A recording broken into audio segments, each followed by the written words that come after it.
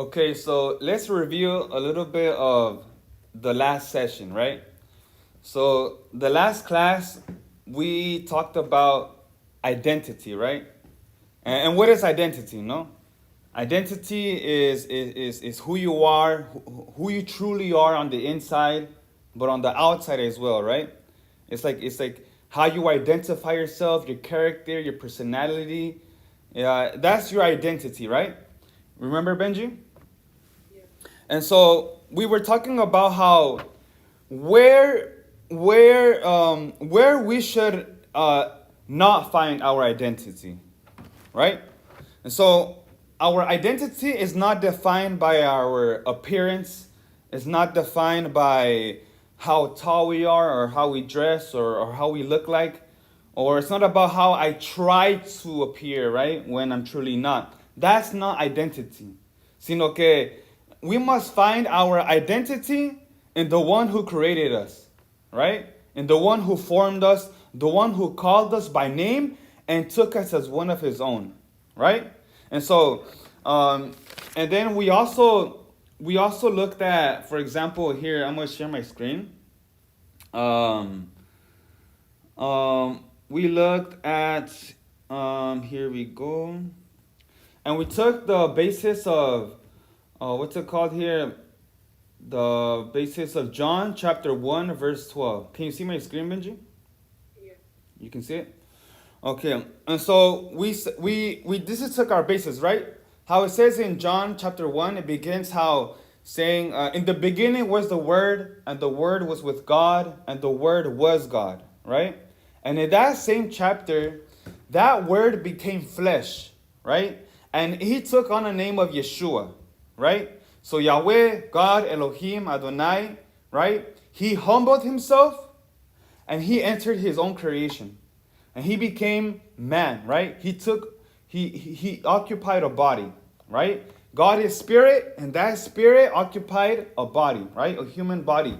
And so, and his name was Yeshua. And what does Yeshua mean? Yahweh saves, or Yahweh is salvation. And like how it says here, um, some people, Yeshua came to rescue his people, right? His people. But of all the people that he came for to rescue, not everyone received him, right? Why does not everyone receive him? Because not everyone repents. Not everyone wants to follow Yeshua. Not everyone accepts him, right? But to all those who do receive him, who did receive him, who do and who will receive him, to those who believe in his name, he gives them the right to become children of God. Right? So, what are we, Benji, right? And everyone else, what are we? We are children of God. You and I are a son of God, or we could be a daughter of God. Right? Does that make sense, Benji? Yes. And so, that's what we should understand, that we are children of God, okay? And so because you might hear out there people saying, no, we are all children of God, right? But that couldn't be farther from the truth, right? Of course, we are all creation of God. Yes, we are a creation of God. Every single human being is made in the image of God, right?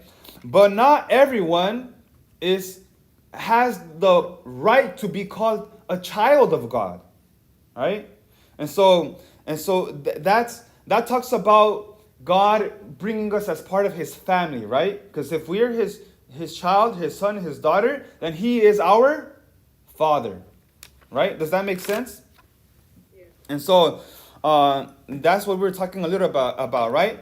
But where we should not find our identity is where other people nowadays try to find their identity, right? Today, people try to look up to someone. And these people that they look up to are probably influencers or, I don't know, YouTubers, TikTokers, streamers, or popular people. Maybe it's an athlete or a singer or whoever, right? Someone with influence in the world. And they try to copy them. They try to look like them. They desire their lifestyle. But that's not where we should look or we shouldn't be driven by those things, right? Because those people might not have the same faith as us, or they might not have fear of God, right? Or they might influence bad things to other people, right? And the only thing that people look at these influencers, right, is because they're popular, because they have money, because of the type of lifestyle they have, right? But we shouldn't look into there, right? And so remember, we also looked at Isaiah chapter 43. Remember? And we talked about how look at what it says, right? Isaiah 43 verse 1 says, "And but now, this is what the Lord says. He who created you, Jacob, he who formed you, Israel, do not fear, for I have redeemed you, I have summoned you by name. You are mine." Right? So God, Adonai, is talking to his people, Israel, right? And he's telling them, don't fear, for I have redeemed you. I rescued you. I paid the price. Right? And he did it many times. Right? Once when he took Israel out of the land of bondage and slavery, right? With a mighty arm and a strong hand. Right? And he gave us a name, right? What's the name he gave us? Israel, right? And so, and he is our father, right? And just like you, Benji, remember we were talking about how our names have a lot to do with our purpose, right? And so, for example, God is gonna give us a name because we are his children. And for example, you, Benji, your mom and your dad, they named you because they created you. Right? You are their son. Your mom and dad can't go around naming other kids or other babies. Why? Because they're not their children. And so God is only going to name his own children. Right? Does that make sense? And so that's what we were talking about a little bit, right? And so we are part of God's family. Okay? We're children of God. We're part of his family.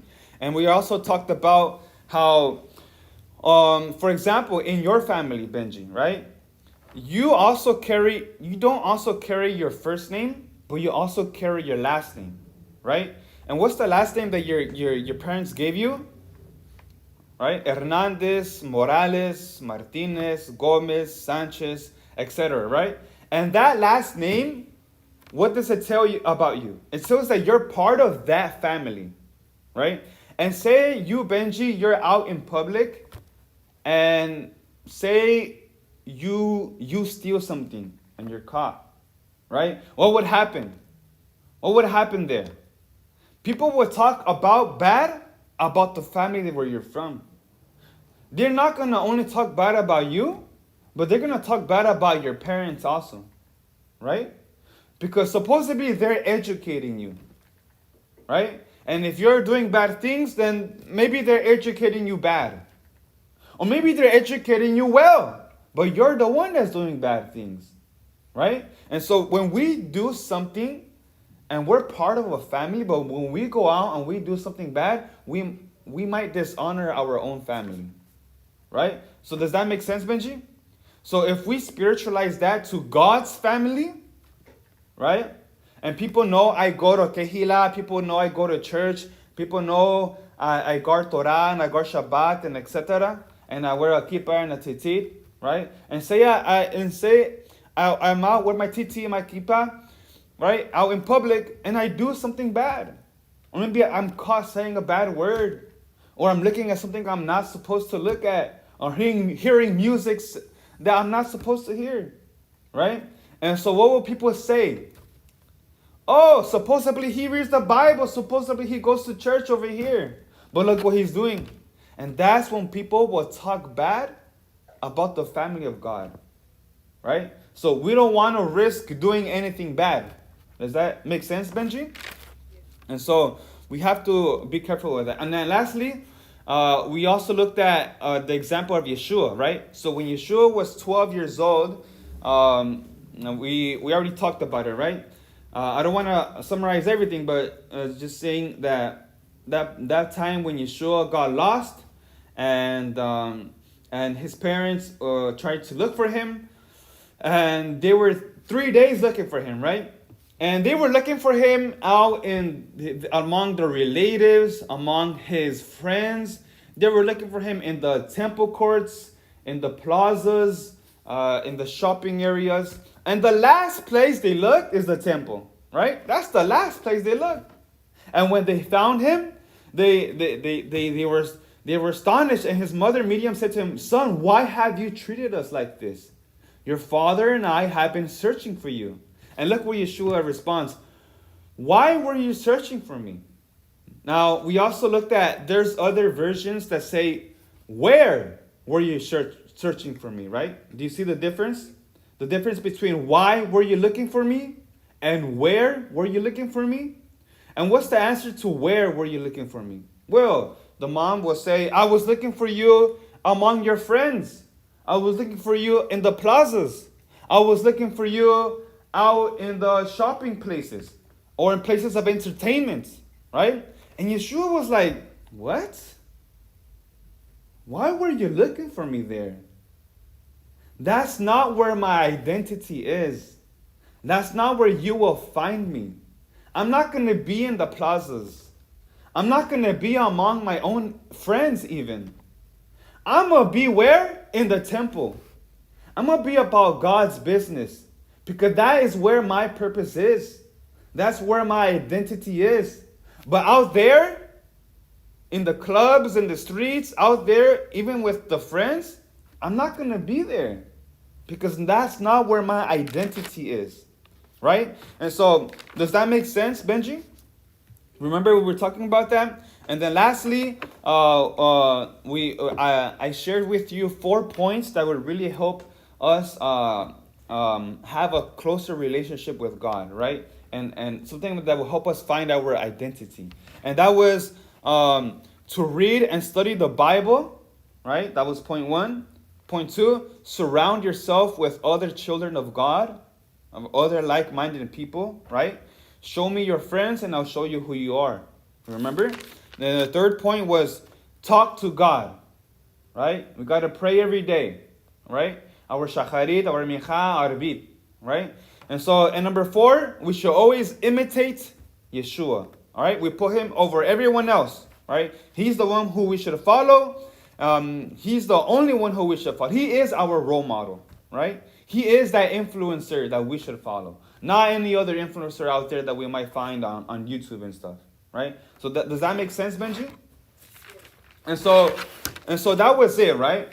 So we already talked about identity in a particular sense, or on a personal level, right? Or on an individual personal level now, right? But now, this time, Benji, we're going to talk about, we're going to keep discussing the subject of identity, but now we're going to talk about it regarding the people of God, okay?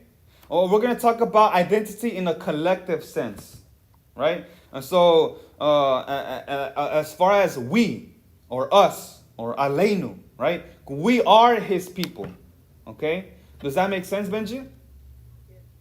And so we're going to talk about the people of Israel as if it's our story, because we are Israel, right? So we're going to talk about our family.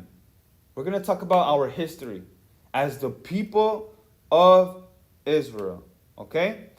And why are we his people? Like we just read it in John chapter 1, verse 12. Because you and I, and everyone at Kehila and all the other Kehilos, because we receive him.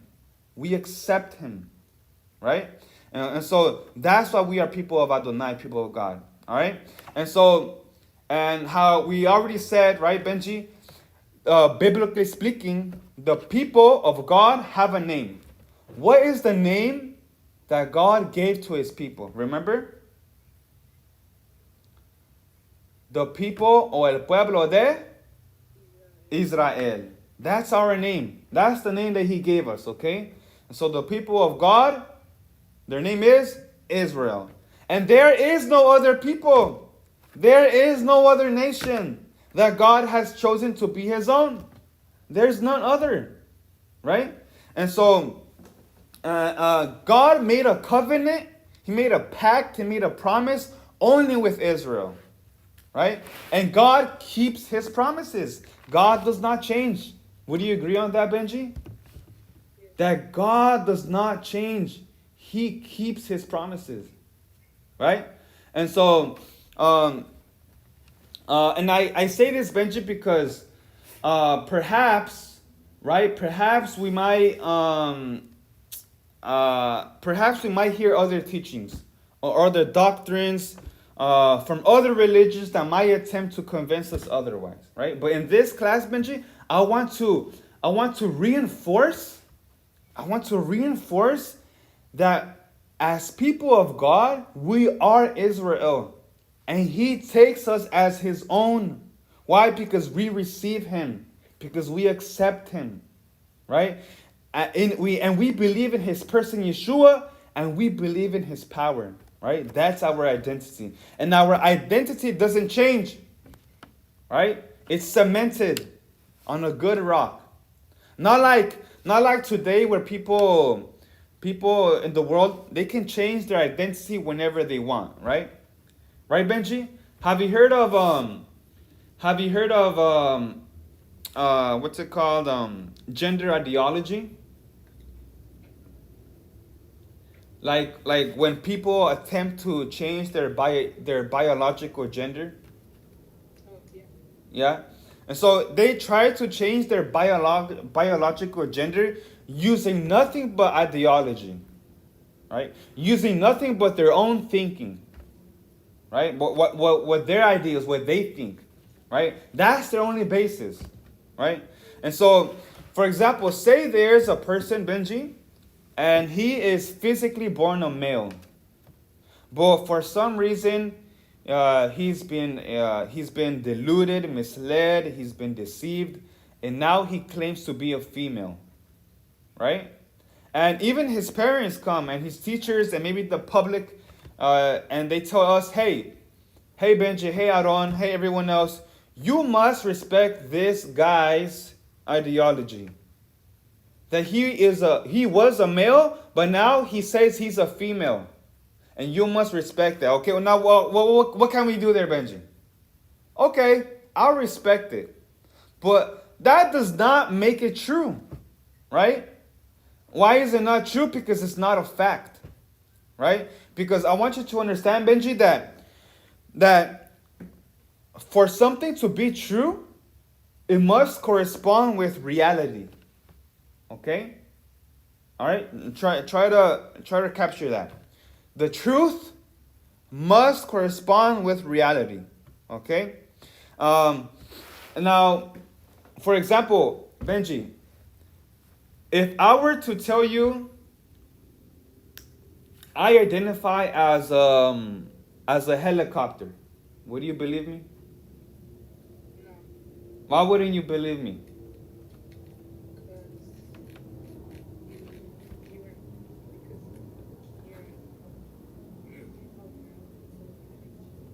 Yeah, right? Yeah, I don't even look like a helicopter, right? And so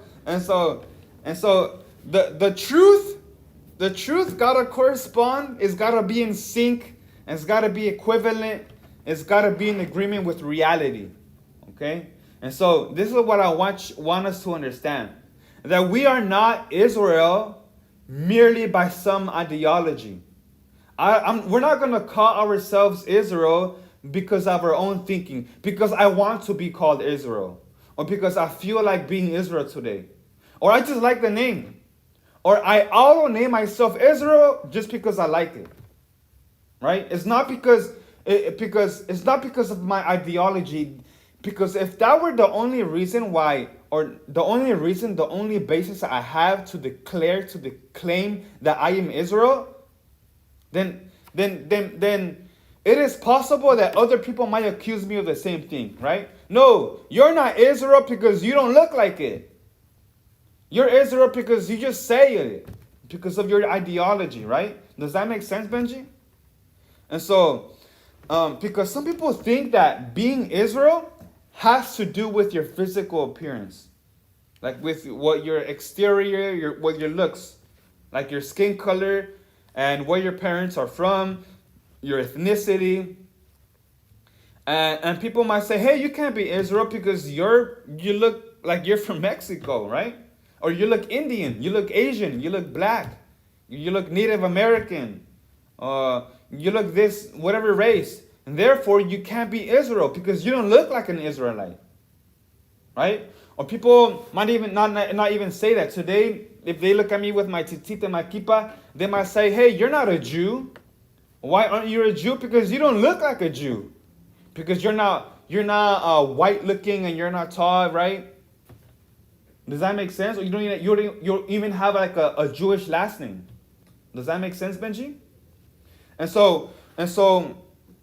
But rather, being Israel is something far greater than anything physical, than any physical feature, any appearance, any ideology, or how you feel.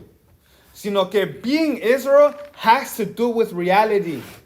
Okay? And so this following teaching of this session, Benji, the whole teaching, the whole theology that we're going to talk about, is going to talk about your identity as part of Israel. All right? And we're going to have our basis, right? And we're going to verify our basis is with the Word of God. Okay? And so in this class, Benji, we're gonna have a list of Bible verses, and I don't expect you to memorize them all, but I do want you to understand them. All right? I do want you to comprehend what they're trying to tell you, what the Bible is trying to tell us. Okay? And so I don't expect you to memorize the following Bible verses, Benji, but I do want you to at least write down the book, the chapter, and the verse, so that some later on in the future, you can go back to them and study them, okay? But the intention is for you to comprehend it, all right? To comprehend what the Word of God is trying to tell us, all right? And what does it tell us? Can you see my screen, Benji?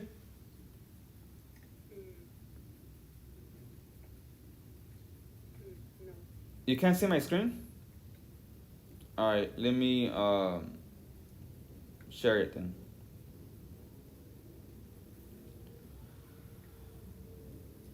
How about now? Yeah. All right then. So the history of the people of God begins with Abraham, Isaac, and Jacob. All right, Benji? Yeah. Last class we talked about we are Israel on a personal level. All right? Now we're going to talk about our identity as Israel, as a collective, as us, we, you and I, everyone else as part of Israel. We're going to talk about our family. All right? A history of our family, the people of Israel. All right? How it all began and how it will conclude. Okay? All right, Benji? We're going to talk about where does Israel come from. All right? So, like I said, the history of the people of God begins with Abraham, Isaac, and Jacob. All right?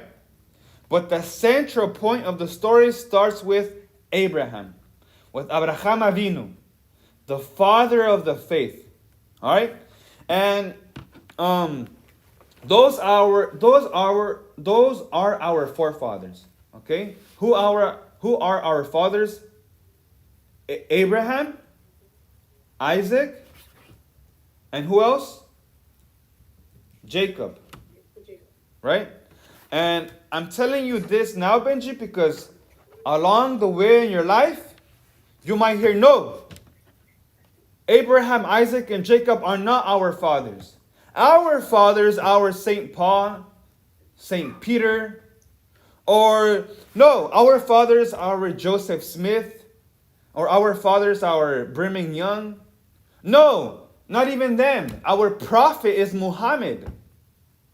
Or the Dalai Lama, right? Or Charles Taze Russell. He's our forefather.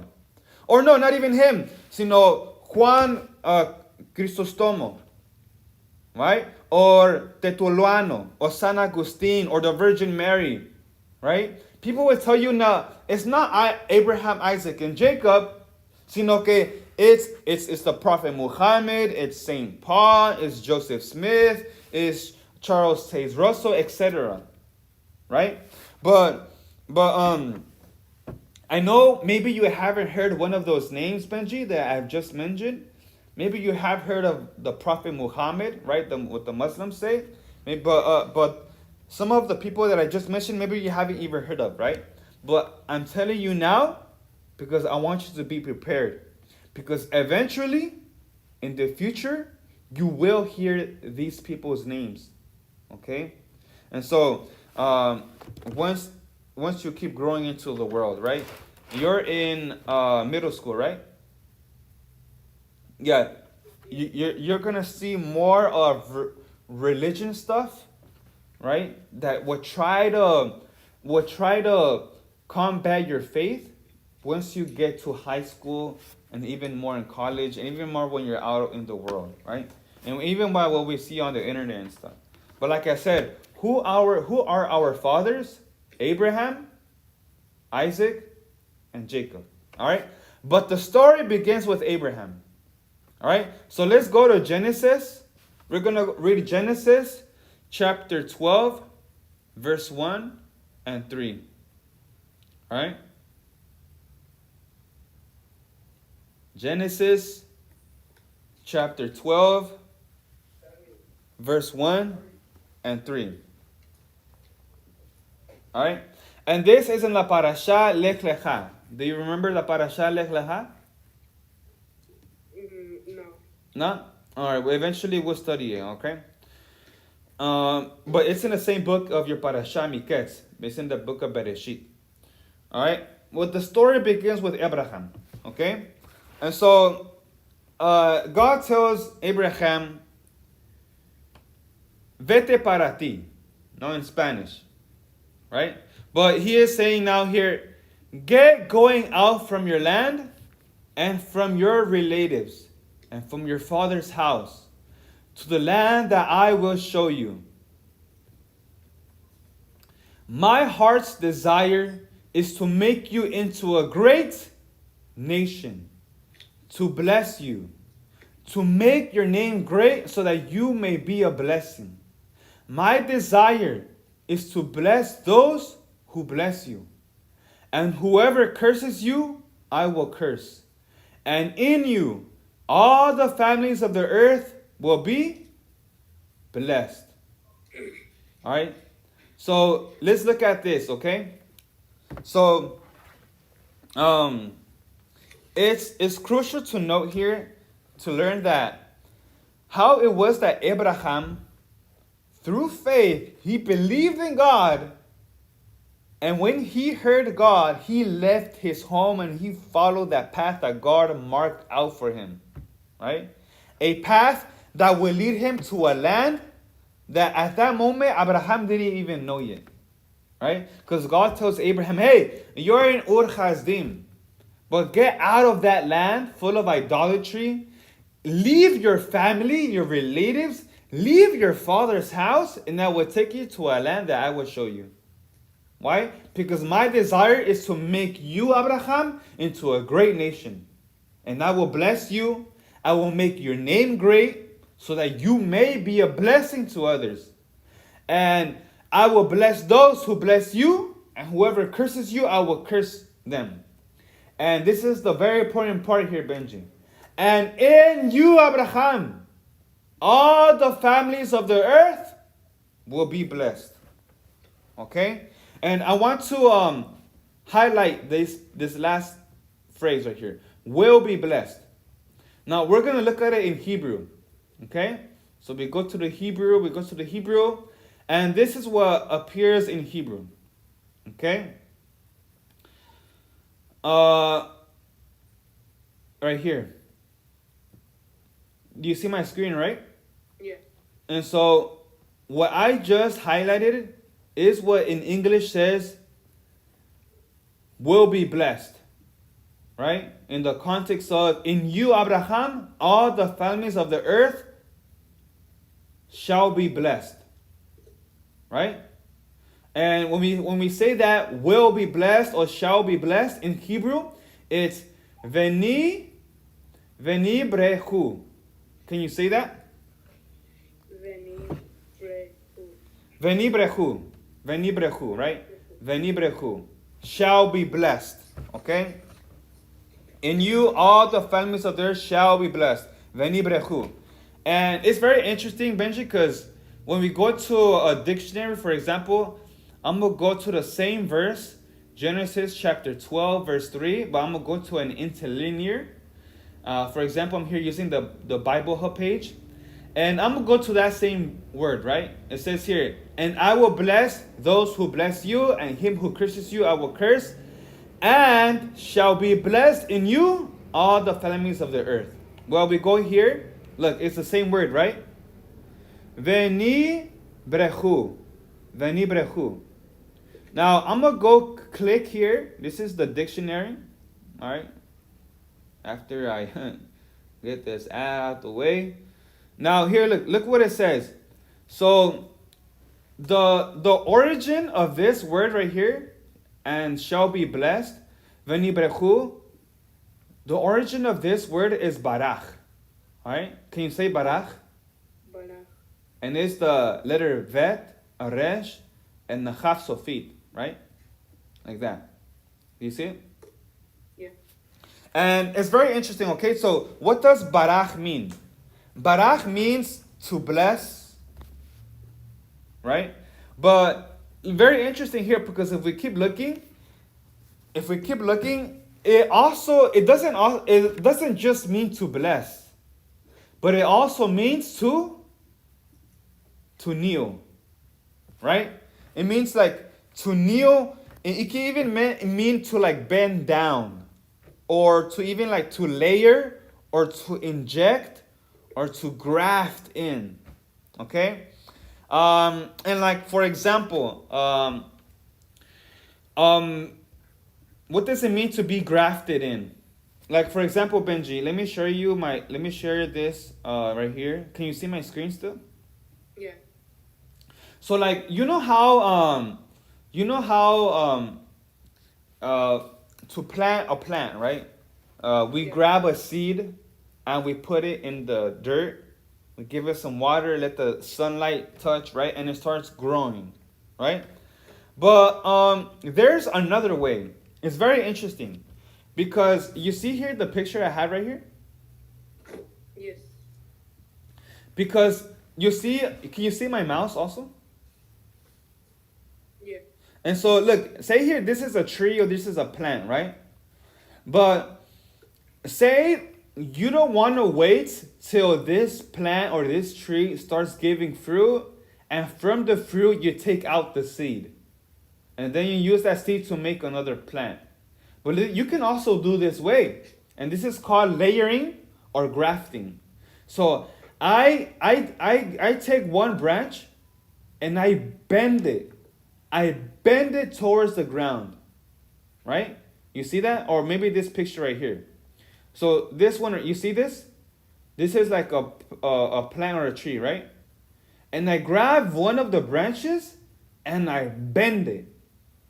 I bend it to the ground. I make a little hole on the part where it's touching the dirt, and I cover it with dirt. And guess what?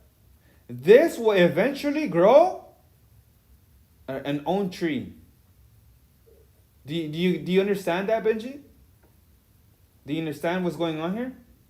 And so say like I don't want to wait till I grab the seed right from the tree. I can make a tree from that tree without even the seed, because it's called grafting or layering. All right, does that make sense, Benji? Yeah. All right. If it doesn't make sense, eventually you'll understand it. Okay. Or this is another example. Some people, well, for example, they will grab like a stem from a plant or a tree, they will cut apart and they will put a new, like a stem right on top of it or in there. They were inserted or they were grafted, right? Or they were needled or banded, injected. All right? Does that make sense, Benji?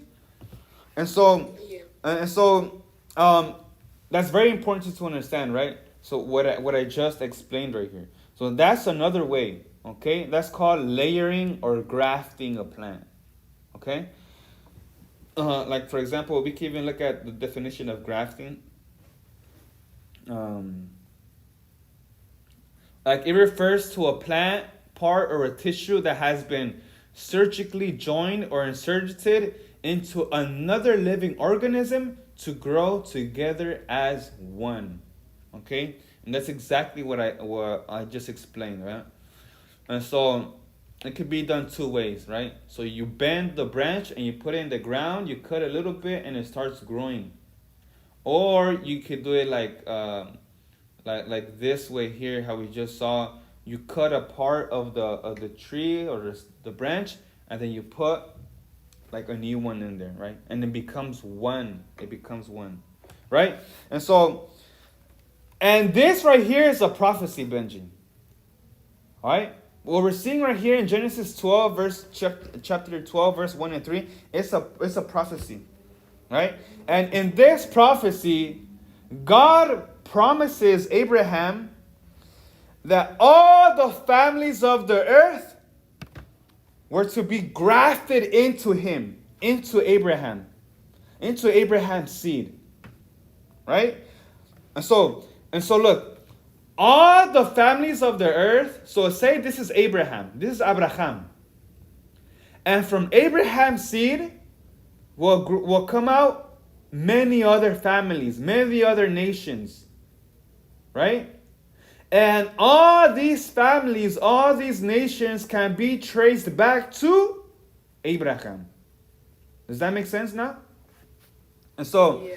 and so all the families of the earth can be traced back to Abraham, okay? Because we all come from his seed, all right? From that promise that God made to Abraham, okay? And so this talks about a family as well, okay? The Bible tells us the story of a family, all right? That's the Bible, the story of a family. And it's our family. Okay? And so through Abraham, all the families of the earth shall be blessed. So in the family tree, say Abraham is like the trunk in the tree.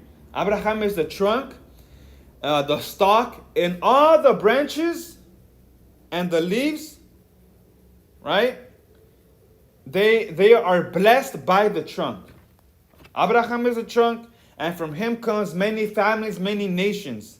But all these families, all these nations are blessed by the trunk, right? Because if you cut a branch or a leaf from the trunk, it dies, right? It needs to be connected to the trunk to stay alive. Does that make sense? So all the branches, all the leaves in a tree are blessed by its roots, the trunk, okay? And so now that was with Abraham. And guess what? God makes this very same promise to Abraham's son. Remember Abraham's son? What was his name? Isaac, right?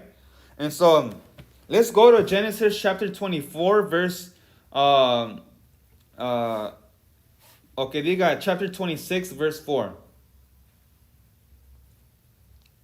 All right? Look what it says here. All right? Genesis chapter 26, verse 4. Now, this is God talking to Isaac, Abraham's son, okay? Our second forefather, right? And so God tells Isaac this: I will multiply your seed like the stars of the sky, and I will give your seed all these lands, and in your seed all the nations of the earth will continually be blessed. So do you make the connection, Benji? This is the exact same promise that God made to Abraham. In you, all the families of the earth will be blessed, he said to Abraham. But now he says to Isaac, in your seed, all the nations, all the families of the earth will be blessed. And when we look at the Hebrew, when it says here, shall be blessed, guess what? Guess what word appears there? Guess what word? The same word. Vehit barachu. Barachu. And the origin of this word is what? Barach. Right? It's barach. Barach. Okay? And so, and so that's the same word, okay? And so it holds the same promise that God made to Abraham. All right, I will multiply you, and all the people that will come from you shall be as numerous as the stars, as the sand on the sea, and I will give them this land. Right? And all those nations, all those families shall be blessed in you, by your seed. Okay? And so that's it. Okay? But it talks about the same thing. All the nations of the earth will be inserted, kneeled down, grafted in, right? Injected in to this family. Okay? Does that make sense, Benji? Yeah. Remember what we said. Barach doesn't also mean to bless, but it also means to be inserted, to graft in, to kneel down, layered in. All right? And so, all those nations of the earth, they can be traced back to Abraham, to that one original tree, the trunk, that family, to that promise that God made Abraham. Does that make sense, Benji? Yeah. Okay? And so, now guess what? The same promise God made to Isaac's son, Jacob, to Jacob. So he made that promise to Abraham. He made the same promise to Isaac. And now he's going to make the same promise to Jacob. Okay? So now let's go to Genesis chapter 35, verse 10 to 11. All right? Let's read it. Genesis chapter 35, verse 10 to 11. And let's pay really close attention here, okay? It says, God said to him, to Jacob, your name is Jacob, but you will no longer be called Jacob. Your name will be now Israel. So he named him Israel. And God said to him, I am God Almighty, El Shaddai. Be fruitful and increase in number.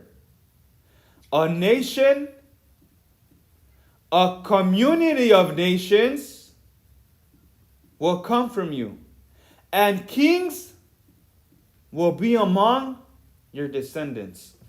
Okay? Now, look what's going to proceed from Jacob. Right? We already saw what will proceed from Abraham. Nations and families of the earth. What will proceed from Isaac? Nations and families of the earth. Now look what proceeds from Jacob. Because it's three things. Right? Look what it says. God is telling Jacob, who is Israel. He's telling him, I am God. Be fruitful and increase. And when you are fruitful, when you will multiply, when your seed will increase, a nation, one, will come from you. Two, a community of nations. Right? That's two. And three, kings will come from you. So do you see those details, Benji? Yeah. So a nation will come from Jacob. Right? So what is this nation? This is talking in singular. A nation. One nation. So what is this one nation that God is telling Jacob that will come from him? What nation is this? This is the nation also called the nation of Israel. The people of Israel.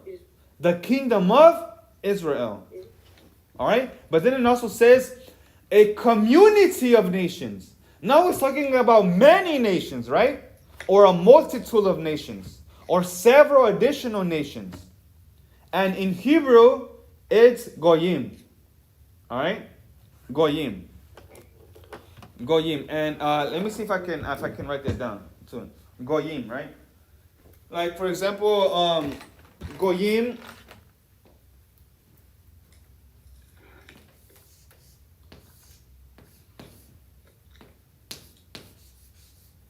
And Goyim means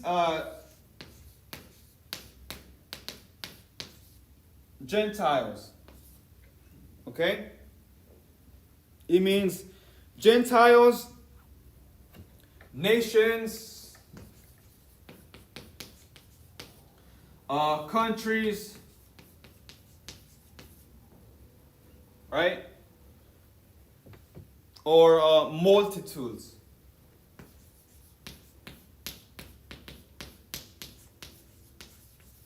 All right? That's Goyim. Okay? So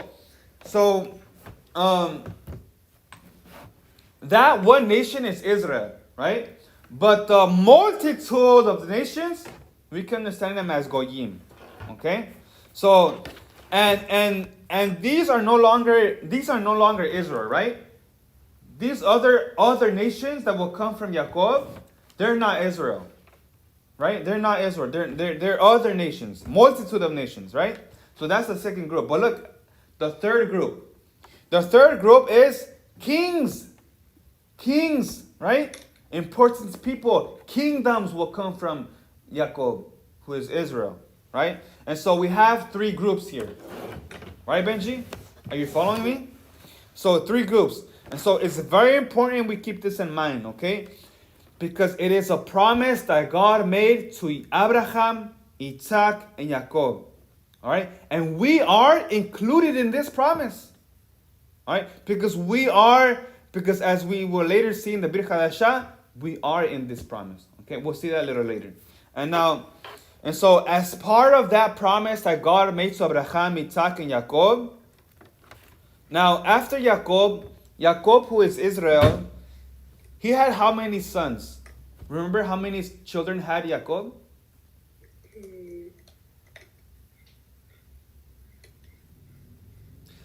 He had 12 sons. Right? He had 12 sons, and those 12 sons had their own families. So now it's 12 families. And those families had even more families. So not just 12 families, now it's 12 tribes. Right? And those 12 tribes form a nation, form a people. And it's the people of Israel. Right? Because the 12 tribes come from the families that come from the 12 sons of Israel. Right? So the 12 tribes of Israel. Right? And Jacob or Israel, before he dies, he blesses each of his 12 children. Right? And we see this in Genesis chapter 29. And he blesses them all. Now, do you remember, Benji, who was Jacob's favorite child? Who was Jacob's favorite son? Right? His favorite son was Joseph. Remember? Joseph. Yeah. And Joseph, he doesn't get along with his brothers. Right? Because his brothers know that Joseph is their dad's favorite son. Right? And so they get jealous of him. And they sell Joseph to Egypt. And well, in Egypt, Joseph suffers a little bit, but then he reigns, right? After he interprets Pharaoh's dream. Remember, like your Parasha Miketz? Right? He interprets Pharaoh's dream. And now he becomes second king of all of Egypt. Right? And well, he prophesies with the help of God from Pharaoh's dream that there will be 7 years of abundance in food and on the earth, but then followed by 7 years of famine, right? Of starvation. And in those 7 years of starvation, Jacob's brothers come to Egypt, and they meet each other. A lot of things happen, but at the end they reconcile, right? But Joseph, when he was in Egypt, he also had children, and he had 2 sons. Joseph had 2 sons, and their names are Ephraim and, do you know the other one? Manasseh. All right? Joseph had Ephraim and Manasseh. And when it comes from Jacob is about to die, right? But he wants to bless his children before. And before he dies, he calls Joseph. Hey, Joseph, bring me your 2 children, Ephraim and Manasseh. And so Jacob blesses them. But when he blesses them, he takes them as their own. And he adopts them. And he blesses them, right? Let's read it actually. Let's go to Genesis chapter 48, verse 12 through 19. Okay? Genesis chapter 48, verse 12 through 19. Okay? And this is like, remember, this is when Jacob crosses his arms and he blesses these 2 kids. And he says, look what happens. And Joseph, Jacob is there. He's blessing Joseph's 2 children. And Joseph took both of them and put Ephraim on the right of Israel's left hand and Manasseh on his left toward Israel's right hand and brought them close to him. But when Israel reached out his right hand and put it on Ephraim's head, though he was younger, crossing his arms, he put his left hand on Manasseh's head, even though Manasseh was the firstborn. So, entre Ephraim and Manasseh, who was the firstborn, who was the oldest? Manasseh. So he the right hand should be over him, right? But Jacob doesn't do that. Jacob puts his right hand over the younger one, Ephraim. And he puts his left hand over Manasseh, the older one. Right? And he blessed Joseph and said, may God, before whom my fathers Abraham and Isaac walked faithfully, the God who has been my shepherd all my life to this day, the angel who has delivered me from all harm, may he bless these boys, may they be called by my name, right? And by the names of my fathers Abraham and Isaac, and may they increase greatly on the earth. And what Joseph saw his father switching the hands up, right? And he told his father, move your hand, Ephraim's head to Manasseh's head, right? And Joseph said to him, no, this one is the firstborn. Manasseh is the firstborn. Put your hand over him, right? But his father refused. Jacob refused. And he said, I know, my son. I know. Yadati. He too will become a people. He too will become great. But nevertheless, his younger brother Ephraim will be greater than him. And his descendants will become a group of nations. So what will Ephraim's descendants become? A group or a multitude, right? Or a community of nations. So I hope you're following the story here, Benji. Yeah. All right. So again, we see here a group of nations or a multitude of nations or the fullness of nations. All right. And so this expression, a group of nations or a multitude of nations, we must know it because when we read the New Testament, the Brit Hadashah, it's going to appear many times. And when we read it, okay, I know what it is referring to. All right? And so, we have to understand it because it's part of our prophecy. We're part of this prophecy, okay? That God made to Abraham, Isaac, and Jacob. Okay? And so, from Ephraim will emerge a group of nations. And I want us to look at the Hebrew. Okay? When we go to Hebrew, it says this. Melo HaGoyim. Right? So we said that Goyim means Gentiles or nations or countries or multitudes. Right? So here, can you see? So now we're gonna put melo. I'm gonna put it right here in front of it. So what does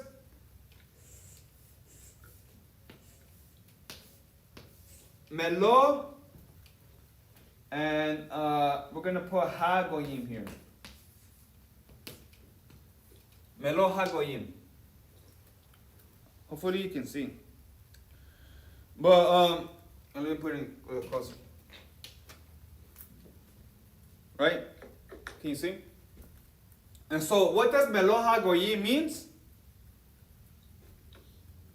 Melo HaGoyim means multitude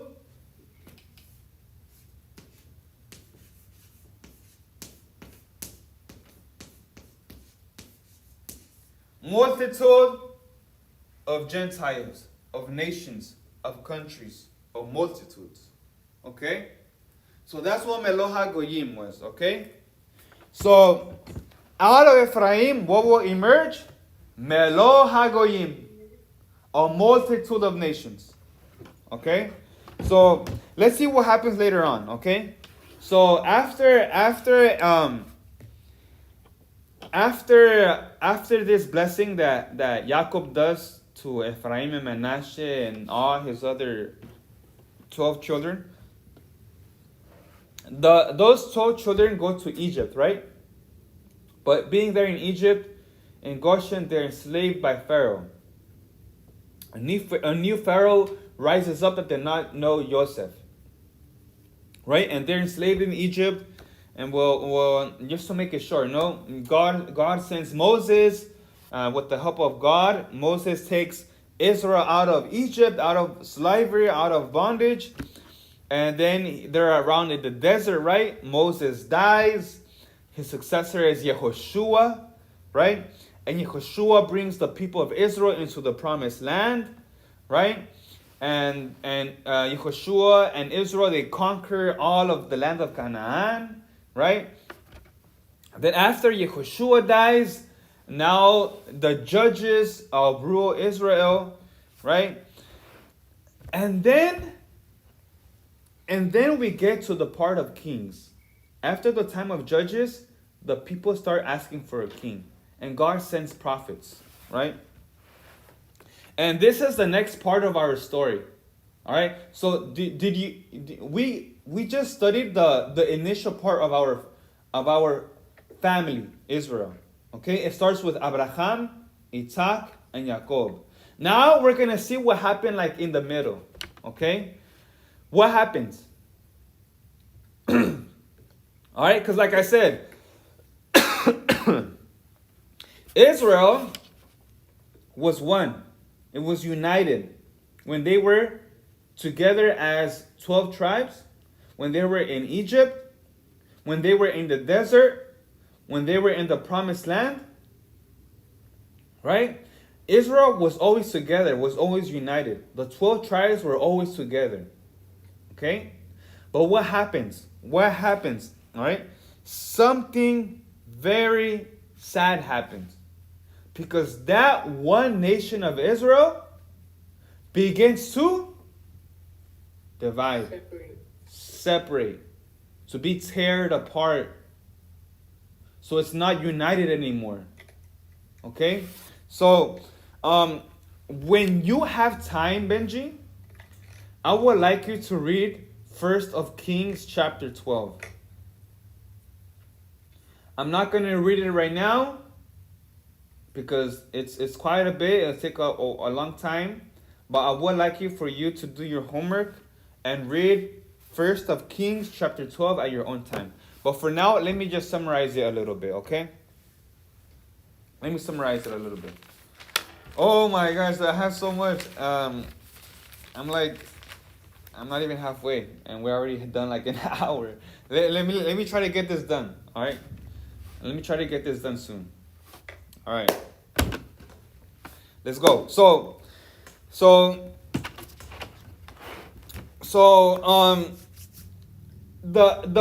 pueblo de Israel is united, right? And after the time of Yehoshua, after the time of the judges, now the people ask for a king. And the first king of Israel was King Saul. Okay? El rey Saul. And after Saul, David is next king, right? King David. And after King David, Solomon, his son, King Solomon is king. El rey Salomon, right? But what happens after Solomon? What happens after Solomon? Solomon's son takes reign.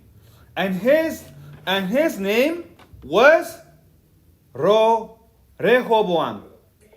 All right, what I'm highlighting right here. What was Solomon's son's name? Rehoboam. All right, he's the successor. He's the next on the throne after King Solomon. Right? But Solomon, he makes a few mistakes during his reign. Right? Solomon. Because God tells him, hey, Solomon, because you had many wives and all this money and you formed alliances with your enemies, something you shouldn't do, and you allowed your people to do idolatry, something against the Torah. And because you did that, Solomon, I will divide your kingdom. Right? So who does it? Who does the division? God. Right?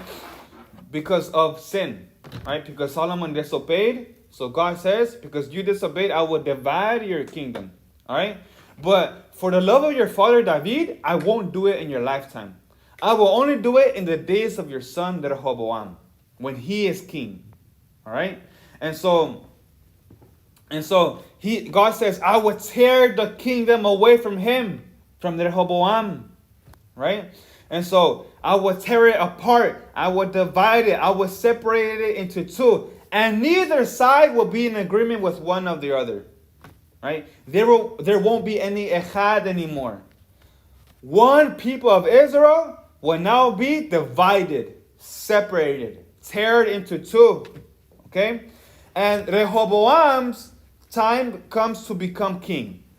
And when Rehoboam becomes king, he begins to consult his friends and and other people, no? And he tells them, hey, because the people of Israel begin to tell Rehoboam, hey Rehoboam, your father Solomon was really harsh on us. Please, you don't be so harsh on us either. Okay? Don't be so harsh like your father was. All right? And they begin to tell Rehoboam, hey, can you lower the taxes? Can you not be so hard on us? Can you make things a little bit easier? Right? And if you do those things, we will serve you with all our hearts. And this is what Rehoboam tells his consultants. Hey, this is what the people of Israel tell them. What do you guys think? And guess what Rehoboam's friends tell him? They're like, no! What are you thinking? Your father Solomon was tough, and you should be even tougher. You're the king. You have the power, Rehoboam. The people of Israel, they just want to sit around and be lazy. But no, you should continue to be even tougher than your father. Right? And Rehoboam says, all right, that's what I'll do. And I'll be tougher than my father. And that's what he did. And Rehoboam was more strict than David and Solomon. He was more forceful. Now, how do you think the people of Israel are going to respond to a king like that? How are they going to react? They're gonna react a little angry, right? They're going to be divided. Hey, new king, why are you acting like that? Right? Yeah, and so that's Rehoboam, right? But guess what? Because people did not like Rehoboam, people within the 12 tribes of Israel, they began to team up. Hey, let's team up against Rehoboam. And one man shows up. And this man is called Jeroboam. All right? Like right here, what I'm highlighting, Jeroboam. All right? So who is Jeroboam? Jeroboam was a prince from the tribe of Ephraim. Okay? Let's pay attention here. Rehoboam, he was a king from the tribe of Judah. Right? La tribu de Yehuda. But Jeroboam, the one who rises up against Rehoboam because he's so tough on the people, but Jeroboam, he's from the tribe of Ephraim. Right? Let's start making that connection, okay? So we have someone from the tribe of Yehuda, and other from the tribe of Ephraim, right? And so,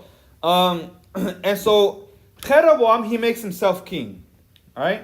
But this is where the prophecy begins to build up, all right? Let's start making the connections, all right? And so remember what Jacob said about Ephraim,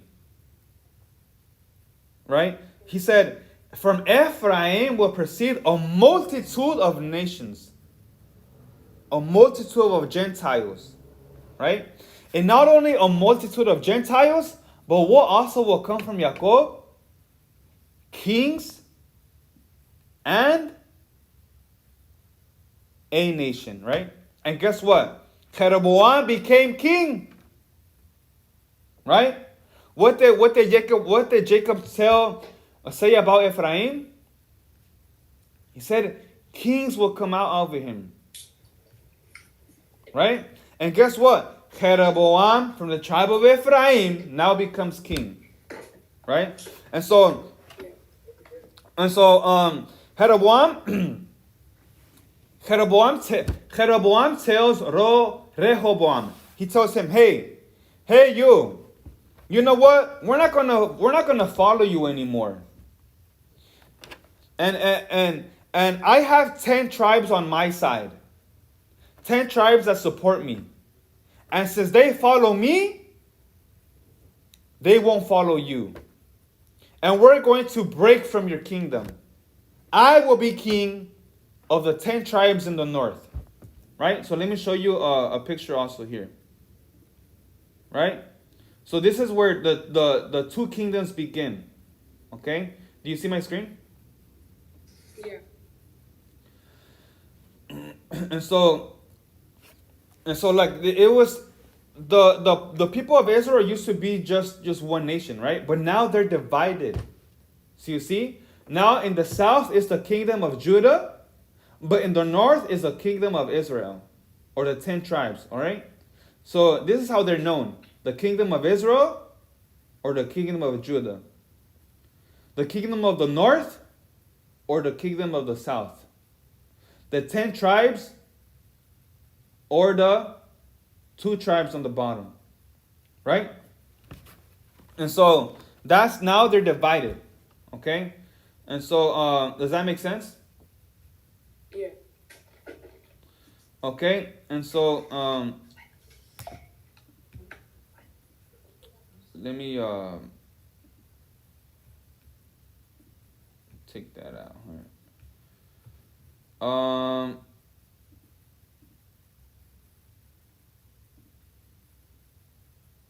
Let me just get this out the way. I don't know why it's there. Okay, and so let me stop sharing my screen here. Actually, give me one moment.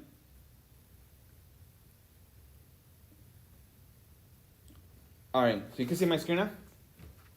And so Jeroboam tells Rehoboam, "Hey, I got 10 people. I got the 10 tribes on my side, and we're not gonna follow you anymore."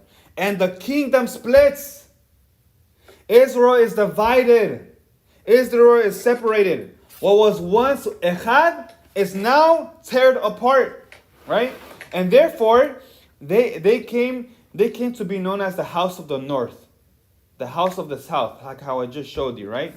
And the people of the north was comprised of 10 tribes, while the people of the south was comprised of 2 tribes, all right? In the north was Asher, Naphtali, Zebulun, Issachar, Ephraim, and all those, right? And in the south was the tribe of Judah and the tribe of Benjamin, right? And so, that's how it is, okay? And what happens now? What do they do? Jeroboam and his 10 tribes, they go to the north, and they leave Rehoboam in the south. Okay? Now,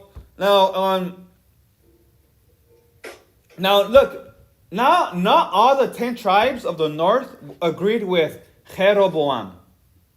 Not everyone agreed with him. Some of the 10 tribes from the north were like, hey, we want to remain with King Rehoboam, son of Solomon. Why? Because the Torah says only from the tribe of Judah can come kings. But you, Jeroboam, you're not from the tribe of Judah. You're from the tribe of Ephraim. Therefore, we don't want to follow you. We're going to go down south with Rehoboam. So what did they do? They abandoned the north. They left Jeroboam and they go with Rehoboam. All right? And they joined the tribe of Judah. They joined the tribe of Benjamin. All right? And those tribes that left the north and joined the south, they ceased to be their original tribe. And now they're inserted. They're part of the tribe of Judah now. In other words, say I was from the tribe of Asher or from the tribe of Dan, right? And I say to my own family tribe of Asher, hey, Asher, guys, what are you guys thinking? We should be with Rehoboam, not with Jeroboam. That Jeroboam, he's a crazy guy. He wants to make himself king, but only kings from the tribe of Judah, right? And in the south is Jerusalem. We have to be with Jerusalem. We have to be in the temple. And so people from the tribe of Asher that were in the north, they now move. They migrate. They travel and they settle down in the north in Jerusalem under the kingship of Rehoboam. Right? Does that make sense, Benji? And so you say not all the 10 tribes got along with Jeroboam. Some of them, they wanted to stay with Rehoboam. All right? So that also tells you that even within their own tribes, they got mixed. Right? And so they moved to the south and they're no longer called Asher. They're now part of the tribe of Judah. And they're known as Jews. Okay? Because someone from the tribe of Judah is a Jew. Right? And so why? Because they placed themselves under the authority of Judah. And now they're called Jews, part of the tribe of Judah, okay? They're not Asher anymore, now they're Judah.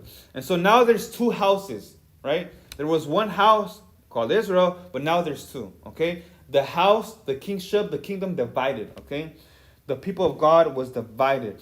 And so since King Jeroboam was from Ephraim, and so the kingdom of the north was called the kingdom of Ephraim. All right, you see that?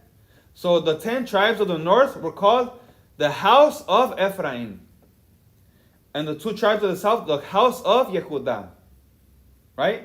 Because Jeroboam was from the tribe of Ephraim. And Rehoboam was from the tribe of Judah.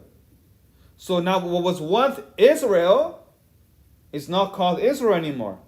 Now it's called the house of Ephraim and the house of Yehudah. And not Israel anymore. Why? Because Israel is not united anymore. It's not one. Does that make sense? Yeah. And now what happens next? Remember that the Torah says that 3 times a year a Bnei Israel will go to Jerusalem? And guess what? Because guess what? Guess what happened when the feasts came? Like Passover, Shavuot, and Sukkot. Where is Jerusalem? Jerusalem is in the kingdom of Judah. That's where the temple is. Right? And what happens? Jeroboam from the north, he sees this. And when Pesach comes, everybody has to go to Jerusalem. But what does Jeroboam do? He doesn't want his people to go down to Judah. Right? Because he's afraid that when they go down there, that Rehoboam will convince them to stay. And they will not return back to the north. Right? And so, I might lose my kingdom. And so what does he do? What does Jeroboam do? He says, hey, 10 tribes, since we don't get along well with Yehudah anymore, and Rehoboam, we're divided, we're going to make our own temple up here. And when Passover and Shavuot and Sukkot come, we're not going to go down to Jerusalem. we're going to have our own place up here. And guess what? Also, what else? We're not going to celebrate Passover on the same day that they do. We're going to celebrate Passover on our own days. And he makes up his own calendar. And to make things worse, Jeroboam establishes places of worship. But what does he place in those places of worship? He puts golden calves. He puts idols, idolatry. And he leads the 10 tribes of Israel of the north into idolatry. And little by little, they forget the Torah. And they don't guard Shabbat anymore. And they don't eat kosher anymore. And they start hating each other, one another. And they don't respect the law anymore. Right? Do you get what's happening now? Yeah. And so, and Jeroboam tells the 10 tribes that are with him, this is your God that took you out of Egypt, this golden calf. Don't celebrate Passover on this day anymore like Yehudah does. We're going to celebrate on this day. Right? And Jeroboam altered the whole Torah. The whole Torah. But meanwhile, Judah from the south, he continued to follow the original calendar and the festivals of the Torah for a little longer. But eventually, Rehoboam and Judah, they also became corrupt. Alright? But the first one to become corrupt was the 10 tribes of the north. Alright? Ephraim. Now, about 720 years before Yeshua, before Mashiach, here comes the Assyrians. Alright? The Assyrians come and they come from the north, right? They come right from the north, and they came with a mighty army, with a big empire. And they began a campaign of conquest. And what they do, they invade the entire area of Samaria, right? Because Samaria was the capital of the kingdom of Ephraim, kingdom of the north. The capital was Jerusalem, right? But since they don't have Jerusalem anymore, they made up their own capital. And they named it Samaria. Or Shechem too, also, right? And so, the Assyrians came and they invaded all of this area. Right? And the Assyrians arrived and they conquered all Ephraim, all the 10 tribes of the north. And they capture them and they deport them to Assyria, to the Assyrian Empire. And then and then what do the Assyrians do? They take the Israelites out of this land and they take them to their Assyrian Empire. And they take their Assyrian people and they bring them down to the land of Israel. So the people switch, right? Assyrians occupy now the land of the north, and the people of the north, Ephraimites, now they go to the Assyrians. Look what happens then. You see what happened? And so they got deported. They got exiled. Right? And so now those 10 tribes are now mixed within the Assyrians. And they lose their identities. They lose their origin. They lose their families. And they are no longer Israelites. Right? Because those 10 tribes of Ephraim are now intermixed with other nations, with other people, with other languages. Right? And so, and that promise that God made to Abraham, Isaac, and Jacob begins to unfold, begins to make its shape. Right? Because that promise, what promise? The promise that Ephraim's descendants will be scattered within the nations. Right? Within the Gentiles. Spread it across Europe, across Asia. Right? Yet, these other people, these other nations were also in fact descendants of Abraham. Right? Because the Assyrians, they're descendants of Abraham too. Right? Even the Babylonians. Right? Everyone. Because Abraham, he had seed descendants with Sarah, with Hagar, and Keturah. Sarah comes from the lineage of Shem. Hagar comes from Ham, and Keturah comes from Yafet. And Abraham had descendants with each and one of them. And he sent them across the whole world. Right? And so, anyways, what happens? 100 to 120 years later, now 600 years before Yeshua, King Nebuchadnezzar arrives. Have you heard of him? King Nebuchadnezzar? And he's the king of Babylon. And guess what? Now Judah's turn. All right? The kingdom of the north of Israel, of Ephraim, the 10 tribes, Assyrians came and they got exiled for disobeying the Torah. Right? Now it's Judah's turn for disobeying the Torah, for not guarding the laws of Shemitah and Jubilee. And guess what God does? Okay, so you guys want to disobey me? That's fine. I'll send Babylon and they will exile you guys too. And they will destroy the city just like how it happened to Israel, the kingdom of the north. And that's what happens. That's what happens. Babylon comes and they attack Israel in 3 distinct phases. They do an initial attack, and then the second attack was more severe than the first. And then the third attack that Babylon does to Israel, to Judah, to Jerusalem, that's when the temple is destroyed and burned down to the ground. And all the Jews, they're exiled out to Babylon. And with them was Daniel and his friends. Right? And so, do you realize now, Benji, what happened to Israel? Do you understand? Israel, that started with Abraham, Isaac, and Jacob. Jacob had 12 children, 12 families, now 12 tribes. 12 tribes form one Israel. And that Israel was in Egypt. They left Egypt into the desert. They went into the land of Canaan. And then they were there for a good while under Yehoshua, under the judges, under Saul, under David, under King Solomon. But after Solomon, that one Israel, it divides. And comes to Assyrians and they get exiled. Comes Babylon and they get exiled. And Israel is now scattered among the nations. You see that, Benji? Israel is now, they lose their identity. What happened to Israel? They are scattered. You can find them. They're mixed along the Gentiles, along the nations, along Melo HaGoyim, the multitude of nations.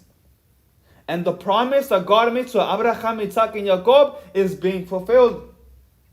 But now, since Israel is scattered among the nations, they lose their identity.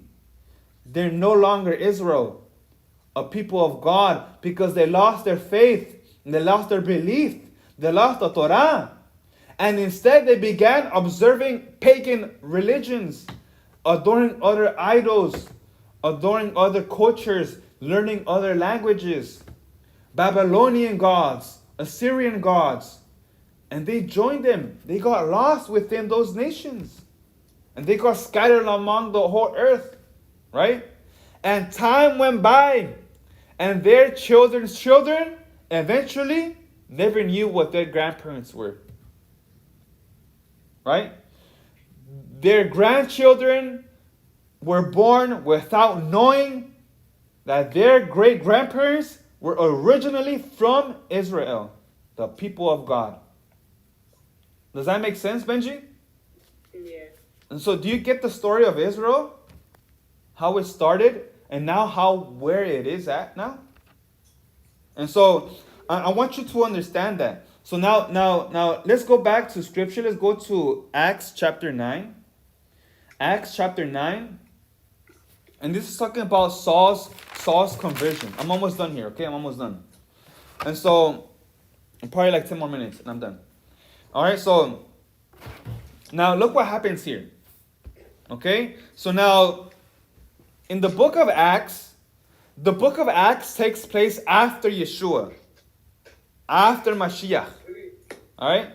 And like how we said, who is Yeshua? Yeshua is God himself. Yeshua is Yahweh. Yahweh is Yeshua. And Yeshua came to rescue his people. Right? Not only his people from the tribe of Judah, but from Ephraim also. But where is Ephraim? Right? Because after Judah was exiled to Babylon, 70 years later, they returned back to Jerusalem.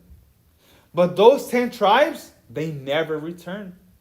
They got scattered among the whole earth, among the nations. Right? And so that's what happens. But where is God's people today, Benji? Where is Israel today? Scattered among the nations, among the Gentiles, among Meloha Goyim. Okay? And now it's very interesting here because look what happens with Paul, for example, here. It's very interesting. Paul was someone that would persecute believers in Yeshua. Right? Paul or Saul, he was a Jew and he hated people that believed in Yeshua. And he persecuted them. He even killed them. Right? And so, look what happens here. One time, Paul was going to Damascus. Right? He was going to Damascus to persecute more people. But when he was on his journey, a light from heaven flashed around him. And he fell to the ground. And he hears a voice from the heavens say to him, Saul, Saul, why do you persecute me? Who are you, Lord? Saul asked. And look who answers.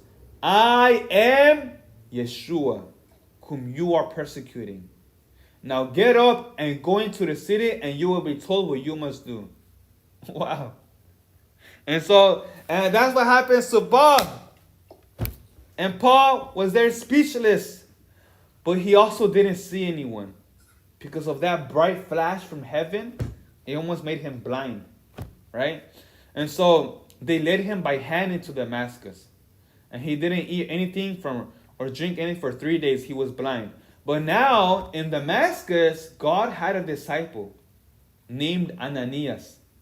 And God called Ananias and he said, Ananias! And Ananias said, yes, Lord.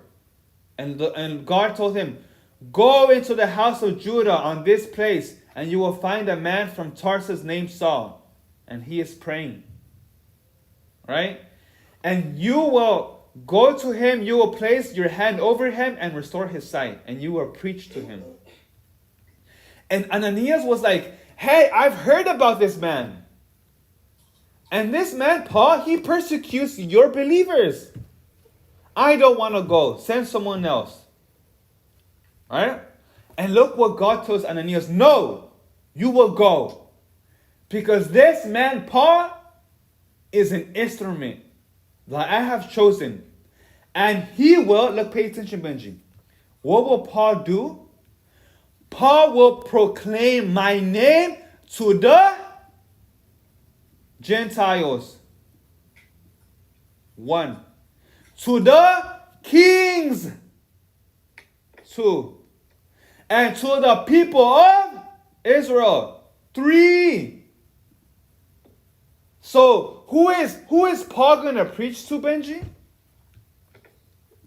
Remember what God said to Abraham, Isaac, and Jacob? Remember? He said to Jacob, who is Israel, a nation will proceed from you. A nation in singular. A community, a multitude of nations will also come from you. And kings will come from you. And now who does Paul have to preach to now? Paul preaches to the multitude of nations, to kings, and to that one nation, Israel. Wow. That is amazing for me. I don't know if you connect the dots, Benji. But this is amazing. Right? And so that is what happens. And what does Paul do? Paul converts. He no longer persecutes Yeshua or believes in Yeshua. Now he believes in Yeshua. And he tries to convert other people into believing in Yeshua. Right? And Paul goes out and preaches to the Gentiles. Right? He preaches, in other words, who are those Gentiles? Who are those nations? Who are those multitude of nations? Who are they? Remember how we were saying, Benji? Remember how we were saying here that remember, all these little branches, they can be traced back to the original branch, the original tree, right? And so all those nations, all those multitude of Gentiles, they cannot be traced back to who? To Abraham, Isaac, and Jacob. And the promise that God made to them. And the blessing that God gave them. Okay? And so Paul preaches to the Gentiles. In other words, Paul preaches to Abraham's descendants. Because where are Abraham, Isaac, and Jacob descendants? Where are they? Remember what happened to Israel? They got scattered within the Gentiles. Within the nations. And Paul goes and preaches to them. To the lost tribes of Israel. To Israel who is found within the nations. But they lost their identity. They lost who they really are. They forgot where they really come from. Right? Does that make sense? And so, Abraham's seed is mixed within the nations. And so that is what happens. Right? Me and you, Benji, and our parents, we were once Gentiles. We were once within out there in the nations. Right? Before we started observing Torah, before we believed in Yeshua, before we got Shabbat, we were out there. We were out there. We didn't know who we were. We never knew that we were part of Israel. We didn't know. Right? But now we are, guess what's happening? The word barach does not only mean blessed, it means, what does it also mean now? To be grafted in, to be inserted in, to be kneeled in, layered in. Right? And so what's happening to us, Benji? We who are once part of the nations, the Gentiles, we are now being inserted back into the original plan. All right? Remember what this other example, right? Yeah. Just like how they will cut the trunk or a branch from an original tree and they will graft in a new branch. And that is us right there. That one main tree, main plant, main trunk is Israel. Israel has always been there. But what happened? That trunk has always been there. But what happens to the branches and leaves? They got scattered. They got lost. But now guess what? The trunk has always been there, which is Israel, the people of God. But now what's happening? We're going to be inserted. We're being inserted. We're being grafted in, like how in these images here, right? Yeah. You get what's happening there? Yeah. And so that is what's happening now, okay? And so Israel was never done with. Israel was never gone. So, we are restoring Israel. And now I will tell you this, Benji, because in the future, Christians will tell you, no, there's no more tribes of Israel. God is done with Israel. God has now established his church, or his iglesia, or la iglesia cristiana, la iglesia católica, pero Israel, no, ya no. That's what a Catholic would tell you. That's what a Christian would tell you. That God has nothing to do, doesn't want anything to do with Israel anymore. Now only God wants to do, he wants to deal with his church, or with the iglesia. That is far from the truth.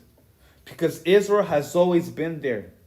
God will never break his promise that he made with Abraham, Isaac, and Jacob. God will never break his promise with Israel. Does that make sense? Yeah. That's why when we read Romans chapter 1, chapter 11, look what Paul himself says. What shall we say then? Did God reject his people? What people? The people of Israel. Did God reject the people of Israel? By no means. For I myself am an Israelite, descendants of Abraham, from the tribe of Benjamin. God did not reject his people whom he foreknew. Right? Does that make sense? Yeah. So you're going to hear, no more Israel, and now a church. The church of God. There's no church. There's no iglesia. There's only Israel. Israel is the people of God. That is God's people. God has no church out there. His Kehillah is Israel. Alright? Does that make sense?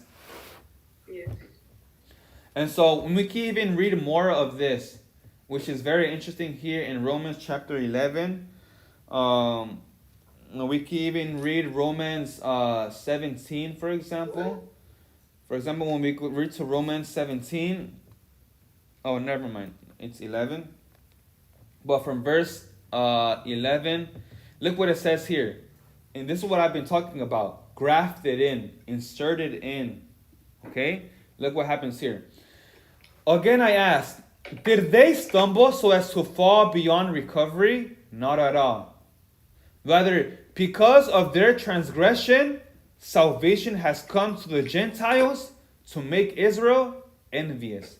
But if their transgression means riches for the world, and their loss means riches for the Gentiles, how much greater riches will their full inclusion bring? Now, I know this might be a little hard to understand, Benji, but we're going to understand it as time goes by.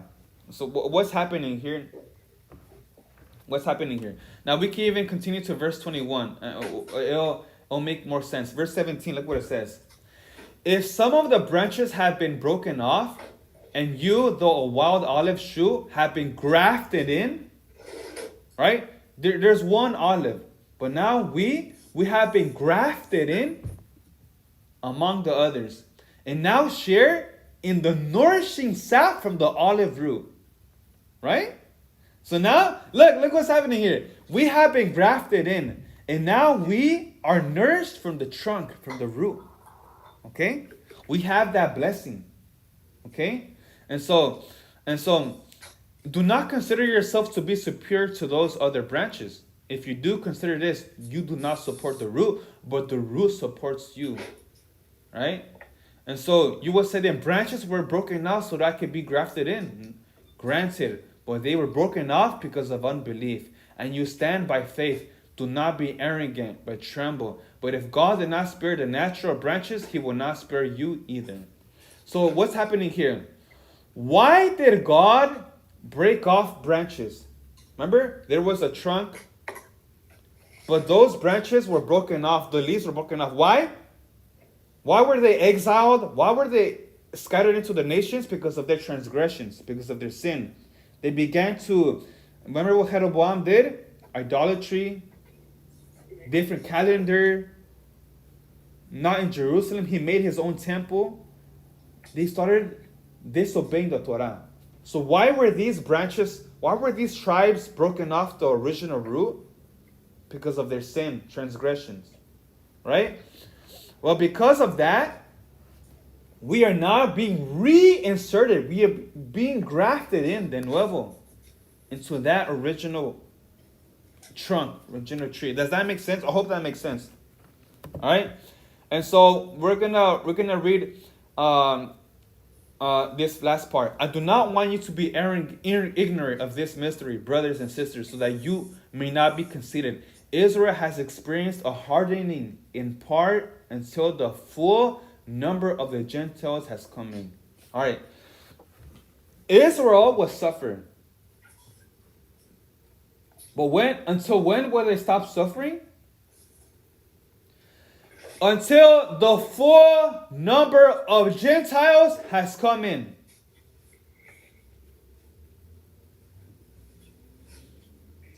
Take this tree for example. In other words, when will Mashiach return? When all the chosen ones are returned back to the people of Israel. When will Yeshua return? When all the leaves, when all the branches are grafted back into the original trunk. All right? Does that make sense?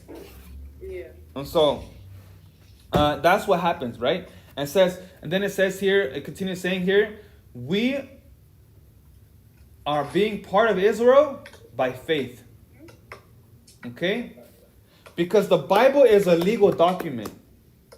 All right? And I believe in that. Okay? And so it's like our constitution, okay? And so and I want to also read look what it says in Galatians 3:29. Look what it says here. If you belong to Mashiach, then you are of Abraham's seed. And here's according to the promise. All right? Does that make sense? So if we believe in Mashiach, then most certainly we're descendants of Abraham. You see how we're also part of that promise that God made to Abraham? We are Israel also. Why? How can we be reinserted? We have to first have Mashiach. If we receive Mashiach, if we receive Yeshua, then we can be part of the back of the family of Israel. Right? But if I don't have Mashiach, I can't be. Right? For example, today, let's also read Ephesians 2:11 and 14, and I'm going to finish right here. Okay? Therefore, in the former state, you, us, Gentiles, we were once Gentiles by birth. We were born Gentiles. We weren't born knowing we were Israel. We weren't born guarding Torah. All right? You and I, Benji, we weren't circumcised on the 8th day. Right? We weren't born into this. We were born Gentiles. But we were once uncircumcised. We were once called that. And we had no Messiah. We were not part of the family of Israel. We were foreigners. We didn't have the promise. We were not part of God's blessing, God's promise. We were in this world without hope and without a God. But now, we who were once far off have now been brought closer or grafted in to the family through the shedding of the blood of Mashiach. Does that make sense, Benji? Yeah. How can we be brought back into the family of God? Through Mashiach. By believing in the sacrifice that he did. Right? And after we accept him, he requires us to live a faithful life. A life of sanctity, a pure life. And he said, if you love me, you will guard my commandments. Okay? He said, you will be holy just as I am holy. How can I be holy? By doing what he did. What did Yeshua do? If Yeshua guarded the Torah, then I would too. If Yeshua guarded Shabbat, then I would too. If Yeshua was in the temple at 12 years old, then I will be too. If Yeshua was about God's business, then I will be too. If Yeshua was not out in the streets, out in the plazas, then I won't either be too. Because my identity is not there. That's not where my purpose is. Okay? Does that make sense, Benji? So we have to have both Torah and Yeshua. Okay? The Jews today believe in Torah, but they don't have Yeshua. Right? Let's read the last part of this Ephesians. For he himself is our shalom. Who is our shalom? Who is our peace? Yeshua. Because he, Yeshua, has made us both one. They were two. But now Yeshua makes us one. And he has broken down the wall which divided us. Remember the wall that was here? There's a big wall here dividing us. Well, what does Yeshua does? He tears down that wall. He saw that the Israel was divided, was torn apart. It was even scattered into the nations in many parts. But what does Yeshua does? He breaks down that wall. And through Yeshua, through his word, through his Torah, now Israel is one. Israel is Echad. Okay? Does that make sense, Benji?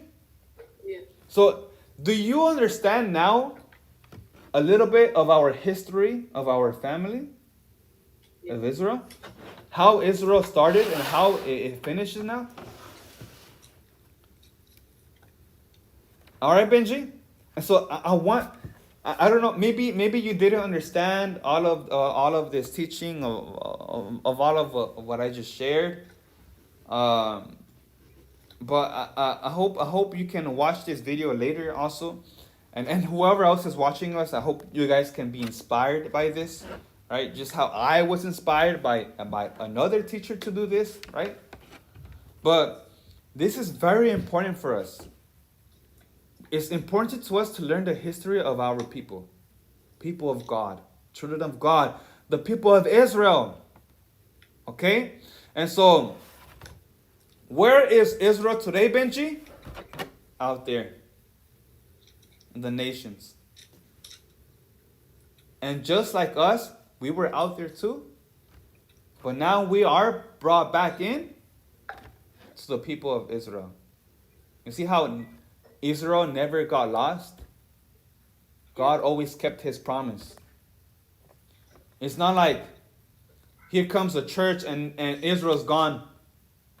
It's not like here comes a new religion, Islam, and Israel's no more. None of that. Okay? And so I want to finish off with a prayer, Benji. Let's finish off with a prayer. I'm going to put my talit on. And we're going to ask God for guidance. May he keep guiding us. May he keep instructing us and teaching us our identity. Okay? And let's pray for other people too, for our families that are also lost, and they need to learn that they are also Israel. Okay? And so, let's pray, okay? And we say, Avinu Malkeinu, Padre nuestro, Rey nuestro, te damos gracias en este momento que nos has dado para estudiar tu palabra, para saber qué es nuestra identidad, mi Rey. Gracias por este momento que nos has dado entre yo y Benji y cualquier persona que nos está viendo. Toda rabá a ti, mi Rey, porque nos haces entender la historia de nuestra familia, tu familia. Abba, gracias por habernos entender que si somos de Mashiach, ciertamente linaje de Abraham sois, y herederos de esta promesa que el Eterno hizo con él. Gracias, Abba Yahweh, porque tú nunca olvidaste de tu pueblo. Siempre consideraste tus ovejas perdidas entre las naciones. Pero gracias, Abba, que tú mismo viniste aquí para rescatarnos. Y tú dijiste, yo tengo otras ovejas que no son de este redil, y a ellos me es necesario traerlos. Y serán un redil, un pueblo, con un pastor. Y yo quiero ser parte de ese redil. Y ese redil tiene un nombre, y se llama Israel. Gracias, Abba Yahweh, porque tú me has sacado entre las naciones. Tú me has sacado entre allá, y ahora soy parte de tu familia, parte del pueblo de Israel. Esa es mi identidad. Yo no pertenezco a ninguna otra religión, a ningún otro movimiento, ningún otro padre de las iglesias, o Joseph Smith, o algún profeta Muhammad, falsos. Esos no son mis patriarcas, sino son Abraham, Isaac y Jacob. Con ellos hiciste la promesa, Abba Yahweh. Y tú cumples tu promesa. Toda rabá a ti, mi Rey, porque nos haces entender estas cosas, estos misterios, Abba Yahweh.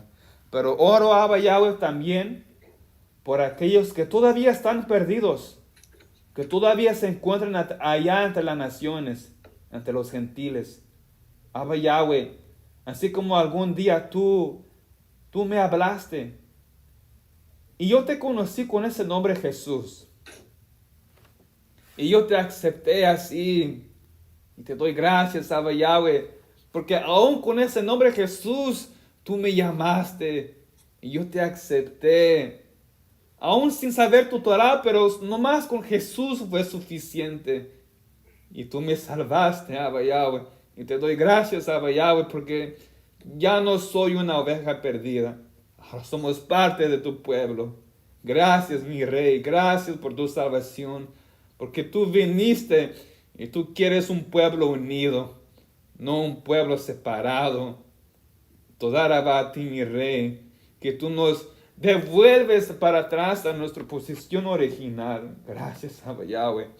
Y yo oro por los demás, mis familiares, mis amigos, mis amistades, que ellos podrán algún día también saber, darse cuenta de su verdadera identidad, que ellos también son parte de tu pueblo Israel. Oro por ellos, Abba Yahweh. Ayúdame a mí también, que yo podrá ser un Pablo también, a predicar a los gentiles, a predicar a ellos. Y si podré predicar a mis hermanos de la casa de Judá, mejor. Como dijo Pablo también, no me avergüenzo del evangelio, de la Besorá, de las buenas noticias. No me avergüenzo, sino me es necesario predicarlo. Primero al judío y después al griego. Ayúdame, Abba Yahweh. Tú nunca has rechazado tu pueblo Israel. Siempre has estado. No hay una iglesia, no, sino solo hay tu pueblo Israel. Gracias, Abba Yahweh. Ayuda a Benji, ayuda a todos los jóvenes a entender estas cosas también, para que ellos también sean preparados. Aún están pequeños, están jóvenes, pero cuando ellos van creciendo, ser adultos y ven lo del mundo, y se les va a presentar muchas religiones, muchas creencias, muchas doctrinas, pero tú los protegerás de todas estas falsas otras doctrinas, sabe Yahweh. Pero haz que estos jóvenes sepan quiénes son ellos, qué es su identidad de ellos, tanto a nivel personal como en el nivel colectivo. Que ellos son Israel en este mundo, Abba Yahweh. Gracias, Yeshua, porque solo mediante a ti, Yeshua, podemos regresar a ese pueblo llamado Israel, tu pueblo, Abba Yahweh. Toda alaba a ti, mi Rey. Toda alaba a ti, mi Rey. Bendícenos, sigue iluminándonos, que tu luz nos guíe siempre, Abba Yahweh. Que podamos grabar esta enseñanza en nuestras vidas, Abba Yahweh, y que podamos también compartirlos con los demás, para que ellos también sepan quiénes son, Abba Yahweh. Toda alaba a ti, mi Rey, y que tú sigas bendiciendo a tu pueblo, Abba Yahweh. Que tú guardas tu promesa para siempre, Abba Yahweh. Yo quiero ser parte de esa promesa, Abba Yahweh. Toda alaba a ti, mi Rey, porque ahora yo sé quién soy. Yo soy Israel. En el nombre poderoso de Yeshua HaMashiach. Amén y amén. All right, Benji? So, that's the session for today. And, sorry for it being like 2 hours long almost. But, it's very necessary for us to understand this, right? Before you do your bar mitzvah, you have to know these things. All right? Like I said, bar mitzvah is not the show. It's not the music. It's not the dance. It's not the lights. It's not the decoration. It's not the event. Then what's the bar mitzvah? Who's the bar mitzvah? You are. You will become a son of commandments. But we have to know the commandments of God and His promises and His teachings. We have to know His word, okay? So all this is necessary in your preparation for bar mitzvah, okay? All right, Benji. All right, do la cuenta del hombre with your family if you haven't done it, and have a good week at school. Finish strong your semester. Let's see those good grades, right? All right, and then so have a good week, Benji, and Laila Tov and Shavuot Tov. I'll see you on the next time, okay? Yeah.